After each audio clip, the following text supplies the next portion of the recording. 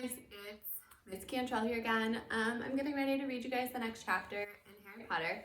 I hope you guys have been enjoying it. I have a special guest reader for us tomorrow. I think you guys will really enjoy it, so I'm excited about that. I'm not sure what she's reading out of. I don't know if she's reading off the computer or out of this book or out of the chapter book version. But I know I've talked to a few of your parents. If you have a copy of Harry Potter at home, go ahead and pull it out and follow along with us if that's something that you'd like to do. Otherwise, just go ahead and listen and look at the pictures and listen to a nice story. If you're not super into listening to the story and watching the pictures as I read, just put it on in the background and go ahead and sit in a comfortable chair and listen to a good story while you relax for a few minutes. So, yesterday I read to you chapter 2. Today we're on chapter 3, and it's the letters from no one. So I did get my tripod, and I'm hoping that it helps us see a little bit better. I keep looking at my watch to see the image that the camera's picking up. This should be a good angle. So, chapter 3, the letters from no one. The escape of the Brazilian boa constrictor earned Harry his longest ever punishment. By the time he was allowed out of his cupboard again, the summer holidays had started, and Dudley had already broken his new Cine camera, crashed his remote control airplane, and the first time on his racing bike, knocked down old Mrs. Fig as she crossed the private drive on her crutches. Harry was glad school was over, but there was no escaping Dudley's gang, who visited the house every single day. Pierce, Dennis, Malcolm, and Gordon were all big and stupid, but as Dudley was the biggest and the stupidest of the lot, he was the leader. The rest of them were all quite happy to join in Dudley's favorite sport, Harry hunting. This was why Harry spent as much time as possible out of the house, wandering around and thinking about the end of the holidays, where he could see a tiny ray of hope. When September came, he would be going off to secondary school, and for the first time in his life, he wouldn't be with Dudley. Dudley had a place at Uncle Verdon's old school, Smeltings. Pierce Polkus was going there too. Harry, on the other hand, was going to Stonewall High, the local comprehensive. Dudley thought that this was very funny. They stuffed people's heads down the toilets the first day at Stonewall, he told Harry. Want to come upstairs and practice? No thanks, said Harry. The poor toilets never had anything as horrible as your head down it. It might be sick. Then he ran before Dudley could work out what he'd said. One day, in July, Aunt Petunia took Dudley to London to buy his Smeltings uniform, leaving Harry at Mrs. Fig's. Mrs. Fig wasn't as bad as usual. It turned out she'd broken her leg tripping over one of her cats, and she didn't seem quite as fond of them as before. She let Harry watch television and gave him a bit of chocolate cake that tasted as though she'd had it for several years. That evening, Dudley paraded around the living room for the family in his brand new uniform. Smelting's boys wore maroon tailcoats, orange knickerbockers, and flat straw hats called boaters. They also carried knobbly sticks used for hitting each other while the teachers weren't looking. This was supposed to be good training for later in life. As he looked at Dudley in his new knickerbockers, Uncle Vernon said gruffly that it was the proudest moment of his life. Aunt Petunia burst into tears, and she said she couldn't believe it was her ickly-dickly Dudleykins. He looked so handsome and grown up. Harry didn't trust himself to speak. He thought 2 of his ribs might already have cracked from trying not to laugh. There was a horrible smell in the kitchen the next morning when Harry went in for breakfast. It seemed to be coming from a large metal tub in the sink. He went to have a look. The tub was full of what looked like dirty rags swimming in gray water. "What's this?" he asked Aunt Petunia. Her lips tightened, as they always did when he dared to ask a question. "Your new uniform," she said. Harry looked in the bowl again. "Oh. I didn't realize that I had to be so wet." "Don't be stupid," snapped Aunt Petunia. I'm dyeing some of Dudley's old things gray for you. It'll look just like everyone else's when I've finished. Harry seriously doubted this, but thought it was best not to argue. He sat down at the table and tried not to think about how he was going to look in his first day of school at Stonewall High. Like he was wearing bits of old elephant skin, probably. Dudley and Uncle Vernon came in, both with wrinkled noses because of the smell from Harry's new uniform. Uncle Vernon opened his newspaper as usual, and Dudley banged his smelting stick, which he carried everywhere on the table. They heard the click of the letterbox and the flop of letters on the doormat. "Get the post, Dudley," said Uncle Vernon from behind his paper. "Make Harry get it." "Get the post, Harry." "No, make Dudley get it." "Poke him with your smelting stick, Dudley." Harry dodged the smelting stick and went to get the post. 3 things lay on the doormat: a postcard from Uncle Vernon's sister Marge, who was holidaying in the Isle of Wight, a brown envelope that looked like a bill, and a letter for Harry. Harry picked it up and stared at it, his heart twanging like a giant elastic band. No one ever in his whole life had written to him. Who would? He had no friends, no other relatives. He didn't belong to the library, so he never even got the rude notes asking for their books back. Yet, here it was, a letter addressed so plainly there could be no mistake. Mr. H. Potter, the cupboard under the stairs, 4 Private Drive, Little Winging, Surrey. The envelope was thick and heavy, made of yellowish parchment, and the address was written in emerald green ink. There was no stamp. Turning the envelope over, his hand trembling, Harry saw a purple wax seal bearing a coat of arms, a lion, an eagle, a badger, and a snake, surrounding a large letter H. "Hurry up, boy," shouted Uncle Vernon from the kitchen. "What are you doing, checking the letter for bombs?" He chuckled at his own joke. Harry went back to the kitchen, still staring at his letter. He handed Uncle Vernon the bill and the postcard, and sat down and slowly began to open the yellow envelope. Uncle Vernon ripped open the bill, snorted in disgust, and flipped over the postcard. "Marge is ill," he informed Aunt Petunia. "Ate a funny whelk." "Dad," said Dudley suddenly. "Dad, Harry's got something." Harry was on the point of unfolding his letter, which was written on the same heavy parchment as the envelope, when it was jerked sharply out of his hand by Uncle Vernon. "Hey, that's mine," said Harry, trying to snatch it back. "Who'd be writing to you?" sneered Uncle Vernon, shaking the letter open with one hand and glancing at it. His face went from red to green faster than a set of traffic lights, and it didn't stop there. Within seconds, it was the grayish white of old porridge. "Petunia?" he gasped. Dudley tried to grab at the letter to read it, but Uncle Vernon held it high out of his reach. Aunt Petunia took it curiously and read the first line. For a moment, it looked as though she might faint. She clutched her throat and made a choking noise. "Vernon! Oh my goodness, Vernon!" They stared at each other, seeming to have forgotten that Harry and Dudley were still in the room. Dudley wasn't used to being ignored. He gave his father a sharp tap on the head with his smelting stick. "I want to read that letter," he said loudly. "I want to read it," said Harry. "It's mine." "Get out, both of you," croaked Uncle Vernon, stuffing the letter back inside its envelope. Harry didn't move. "I want my letter." "Let me see it," demanded Dudley. "Ow!" roared Uncle Vernon, and he took both Harry and Dudley by the scuffs of their necks and threw them into the hall, slamming the kitchen door behind them. Harry and Dudley promptly had a furious but silent fight over who would listen at the keyhole. Dudley won, so Harry, his glasses dangling from one ear, lay flat on his stomach to listen at the crack between the floor and the door.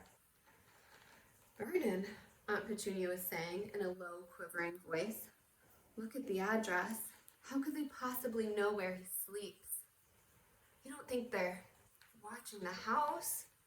"Watching, spying, might be following us," muttered Uncle Vernon wildly. "But what should we do, Vernon? Should we write back? Tell them we don't want?" Harry could see Uncle Vernon's shiny black shoes pacing up and down the kitchen. "No," he finally said. "No, we'll ignore it. If If they don't get an answer, yes, that's best. We won't do anything. But I'm not having one of this in this house, Petunia. Didn't we swear when we took him in we'd stamp out that dangerous nonsense?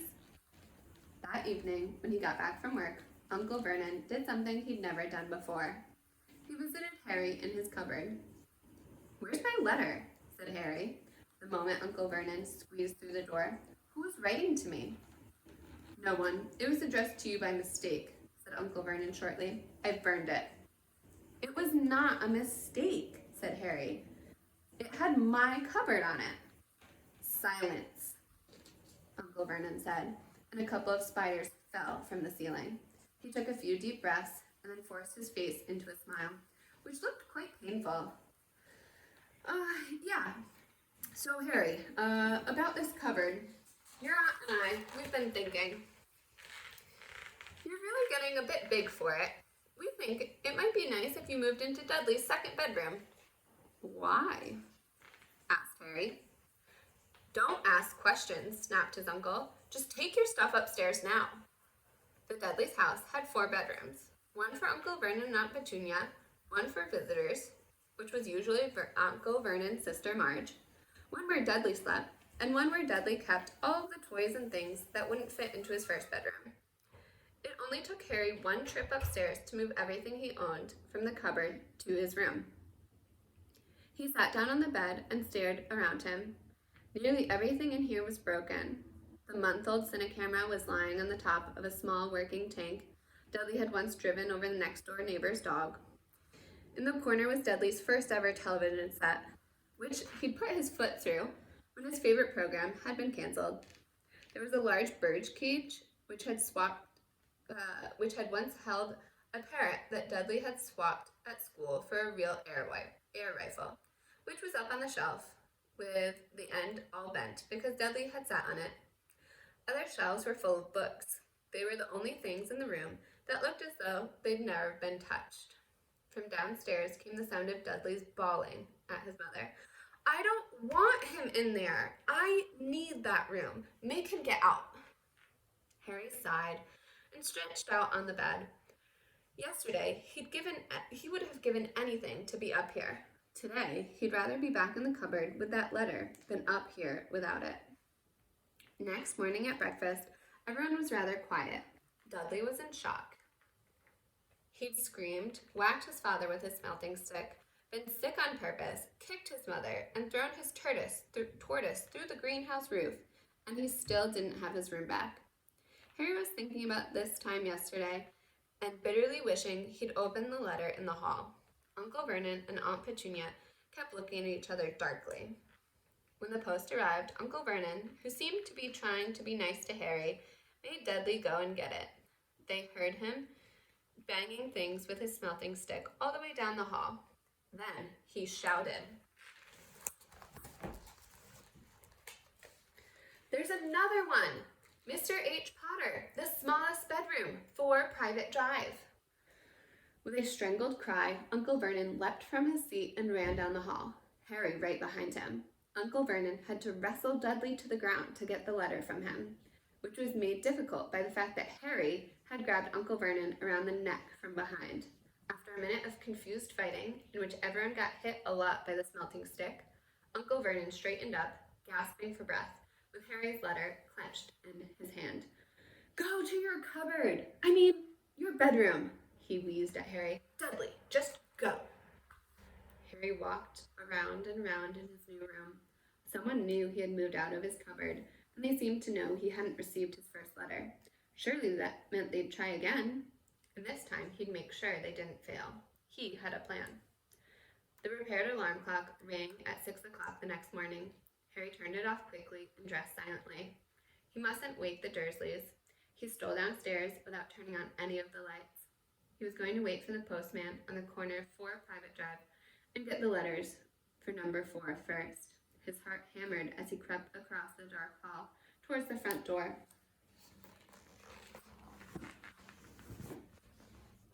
Ah! Harry leapt into the air. He'd trodden on something big and squashy on the doormat, something alive.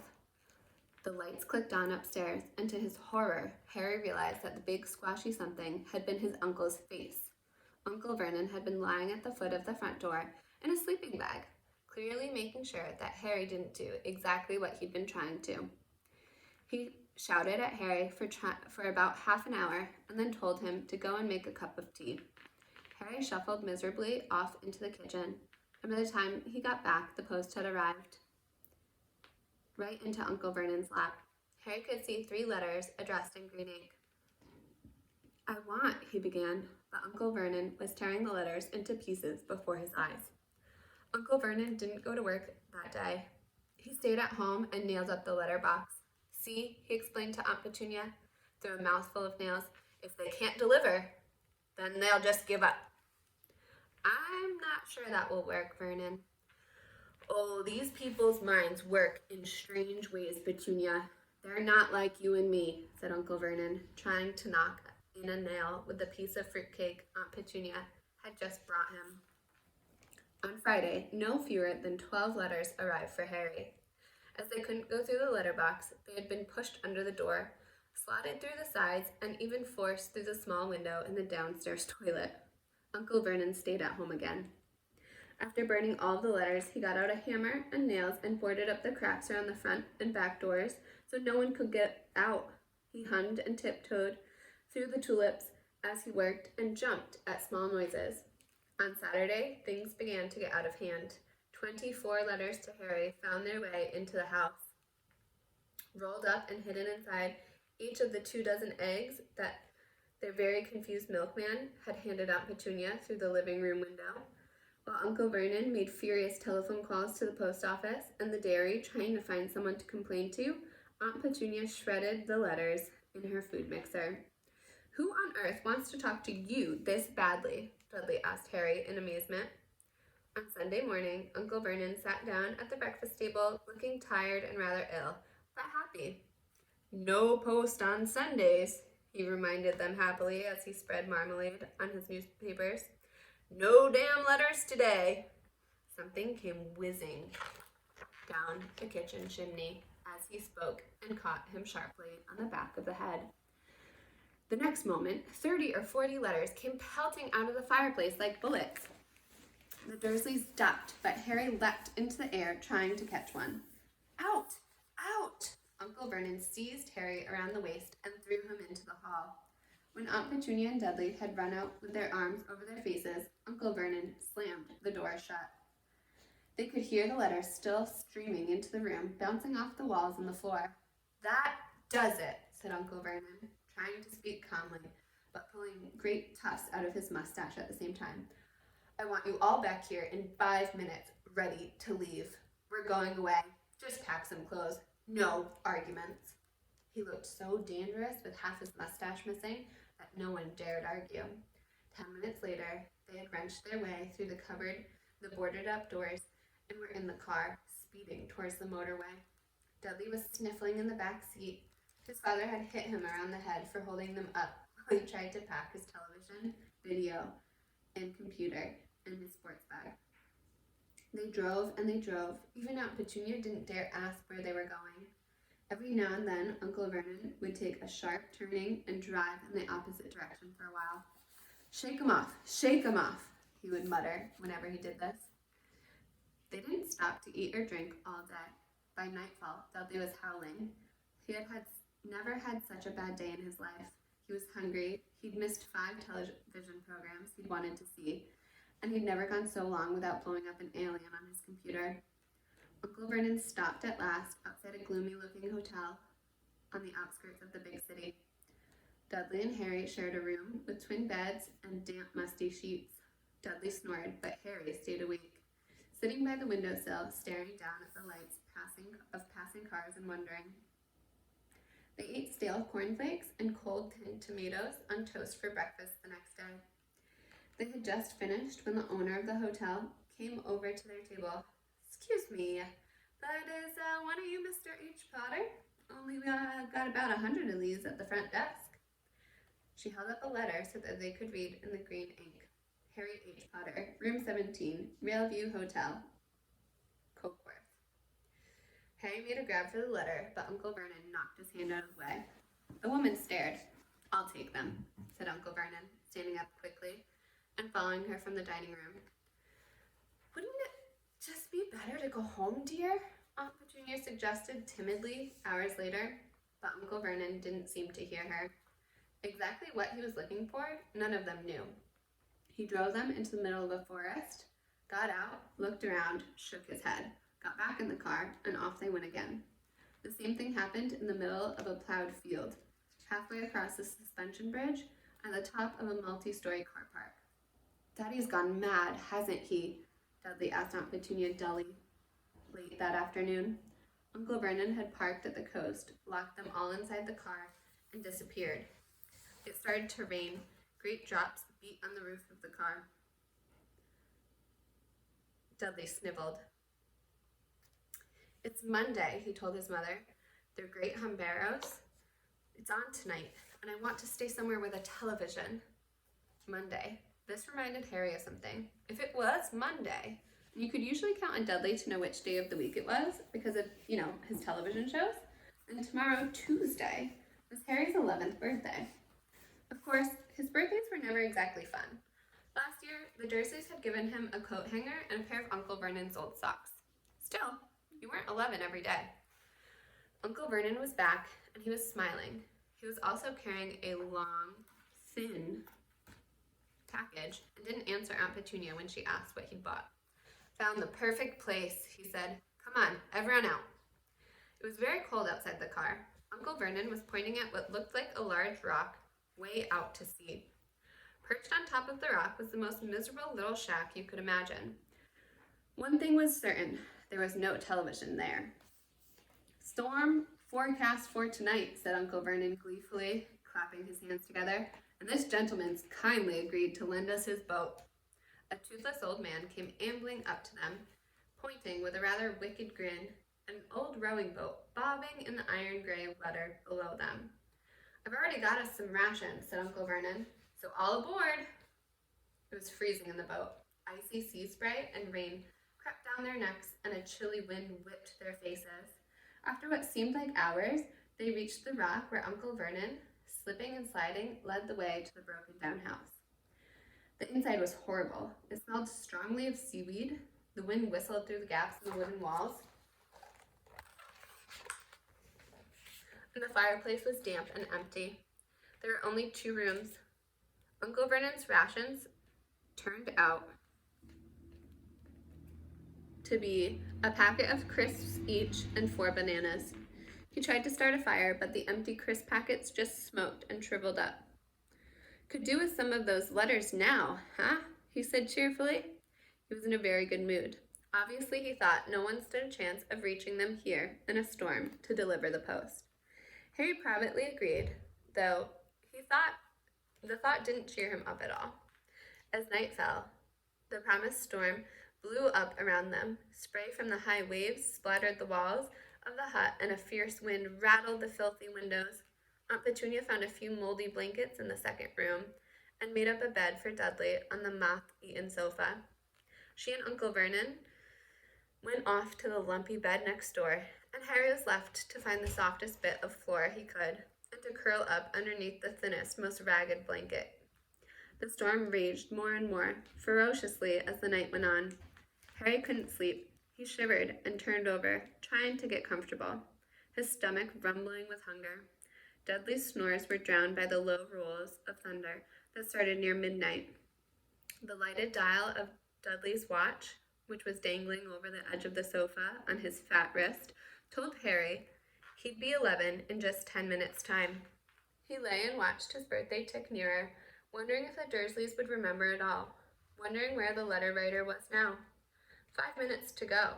Harry heard something creak outside. He'd hoped the roof wasn't going to fall in, although it might be warmer if it did. 4 minutes to go.